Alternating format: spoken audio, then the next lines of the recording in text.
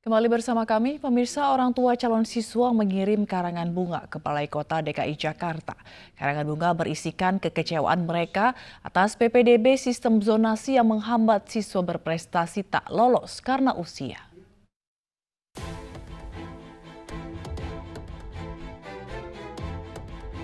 Karangan bunga di depan Balai Kota DKI Jakarta ini adalah bentuk protes dari sejumlah orang tua yang anaknya gagal dalam PPDB sistem zonasi. Mereka menilai Pemprov DKI Jakarta, khususnya Dinas Pendidikan DKI Jakarta, belum menanggapi protes mereka. Kekecewaan ini dituliskan dalam karangan bunga yang terpajang di depan Balai Kota. Orang tua calon siswa ini menilai syarat usia tidak adil dan tidak proporsional untuk diterapkan dalam sistem zonasi.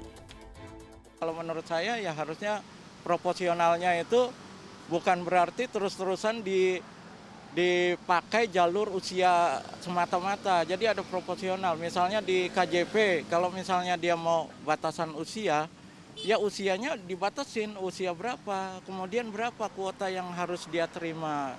Ungkapan dari ini biar Pak Gubernur yang terhormat, buat Bu Kadisdik juga yang terhormat dan tercinta, tolong adakan pemilihan yang lebih bijak, lebih adil buat anak-anak yang memang nilainya memungkinkan tadinya untuk masuk di negeri. Itu harapan kita, itu anak kita mau sekolah.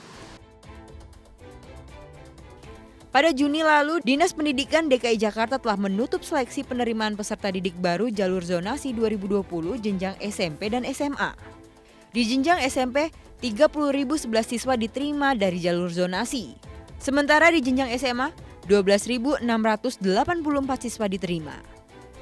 Jumlah siswa dari jalur zonasi ini merupakan 40% dari total kuota siswa baru. Bila ditelusuri, sebaran usia PPDB di jenjang SMP berkisar 10 hingga 15 tahun. Dengan presentasi terbesar pada rentan 12 tahun sebesar 67,3%, disusul 13 tahun sebesar 29,6%. Sementara di jenjang SMA, calon siswa yang diterima berkisar 13 hingga 20 tahun. Dengan presentasi terbesar, pada usia rentan 16 tahun sebanyak 52,8%, disusul rentan usia 15 tahun sebesar 39,7%. Pendaftar tertua yang diterima berusia 20 tahun sebanyak 7 siswa. Aksi protes orang tua siswa atas sistem zonasi berdasarkan usia bahkan sampai di gedung legislatif. Komisi 10 DPR RI pun meminta Kemendikbud untuk segera memperbaiki sistem PPDB di DKI Jakarta tahun ini.